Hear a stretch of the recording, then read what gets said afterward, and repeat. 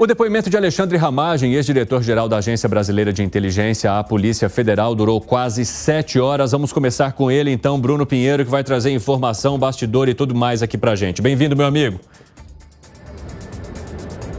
Justamente, viu, Evandro? Ótima tarde a você, a quem nos acompanha. Uma oitiva longa, relembrou inclusive os diversos depoimentos de Mauro Cid aqui na Polícia Federal, na capital federal. Foi quase o mesmo tanto de perguntas que Mauro Cid respondeu, cerca de 130 questionamentos. Ainda que ele não responda, é necessário realizar o questionamento. Aí ele responde se vai ficar em silêncio, se vai responder ou não, ou se vai explicar. E às vezes um questionamento é feito de uma outra forma diversas vezes. Isso foi um momento difícil porque Ramagem é também um homem da Polícia Federal, atuou por muito tempo, foi servidor de carreira e agora ele está do outro lado, sendo investigado, respondendo questionamento, algo que ele já fez também diversas vezes. E aí acabou colocando essa responsabilidade sobre esse esquema de espionagem clandestina em cima de outros nomes que atuavam na agência de inteligência e que inclusive estavam num grupo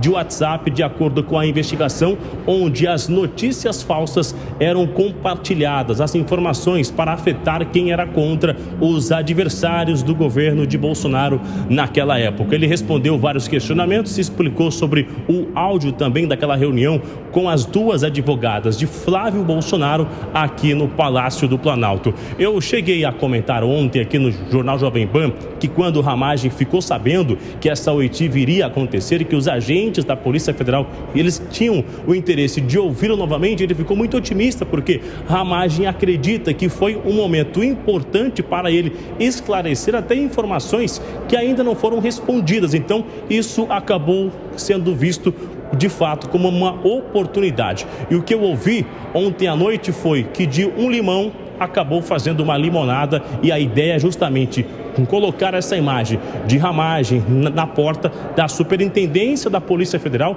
como uma perseguição, assim como o ex-presidente Jair Bolsonaro. Evandro.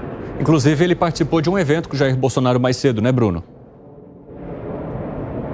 Que inclusive já estava agendado, né? Até mesmo antes de marcar essa oitiva, porque já começa agora as convenções no próximo final de semana, e aí não foi um ato de campanha. O ex-presidente até reforçou que não era um ato de campanha, não era um tipo de comício, evitando qualquer tipo de multa e de crime eleitoral também. Ramagem, Evandro, chegou a falar muito sobre a segurança pública. A gente já tinha adiantado isso aqui também na Jovem Pan, que Ramagem vai ficar justamente com esse discurso sobre segurança pública, não vai atacar diretamente Eduardo Paes, então ele vai adotar justamente esse discurso sobre a segurança pública no Rio de Janeiro. O ex-presidente também fez um discurso com várias críticas ao presidente Lula, relembrou quando ele foi eleito, inclusive, e aí não chegou a falar sobre este áudio que justamente acabou levando Ramagem a ser ouvido um dia antes no evento na Superintendência da Polícia Federal.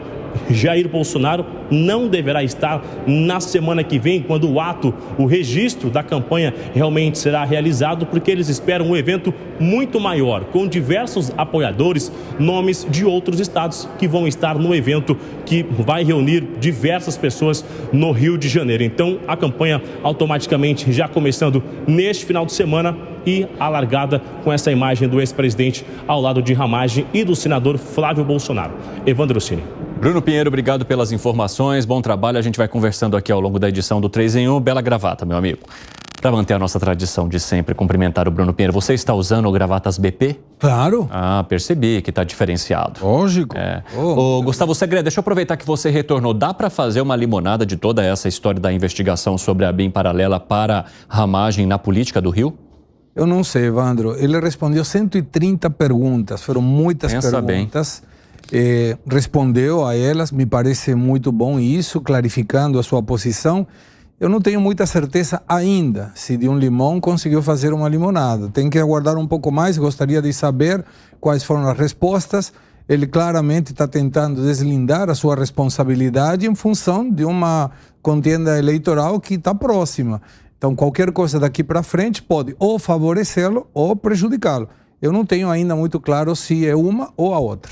Ô Felipe Monteiro, houve uma questão curiosa envolvendo toda essa gravação de ramagem, que inclusive teve o sigilo retirado aí pela Justiça recentemente, pelo Supremo Tribunal Federal, que é a impressão que dá de que todos ali, mesmo envolvidos em conversando, queriam manter algum tipo de prova para salvar a si, ou para ter para si. Então, para que ramagem gravaria uma conversa entre Jair Bolsonaro e seu ex-GSI numa reunião fechada, né? Então, são vários registros ao longo de todo esse processo que têm sido gravados, assim como as reuniões também ali pelo Mauro Cid. Tudo isso intrigou bastante a gente aqui nos nossos debates do 3 em 1. O que você acha que isso pode trazer agora de consequência ou avanço para esse processo? Seja para identificar se houve ou até mesmo não uma irregularidade.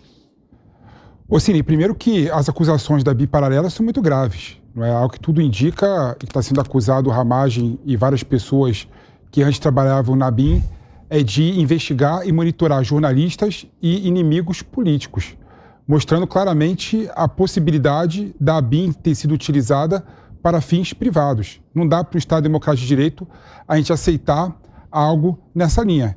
E as 130 perguntas que o Ramagem respondeu, é bom lembrar, o Ramagem não nega as irregularidades.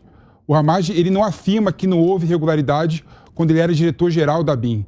Ele fala e coloca a culpa nos servidores abaixo dele. Uhum. Então, ele não conseguiu fazer do limão uma limonada. Pelo contrário, ele deixou claro para quem quiser ouvir e quem quiser ver que a BIM, sob a gestão do Ramagem, foi corrupta, né? Ao monitorar todos os inimigos políticos, a monitorar, inclusive, jornalistas.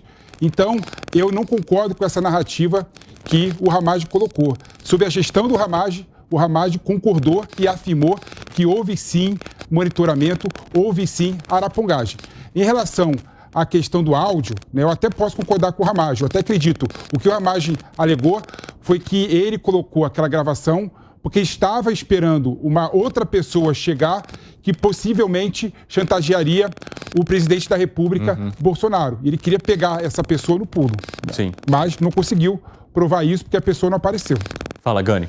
A questão toda é se o Ramagem vai ser um antifrágil ou não. Tem um conceito do Nassim Taleb, que eu gosto muito, do antifrágil, e se aplica muito a Jair Bolsonaro. Então, quanto mais você bate no Jair Bolsonaro, mais o Jair Bolsonaro acaba crescendo, né? Então, por um lado, batem nele, mas por outro, cresce uma narrativa de perseguição política e assim ele consegue mais apoio.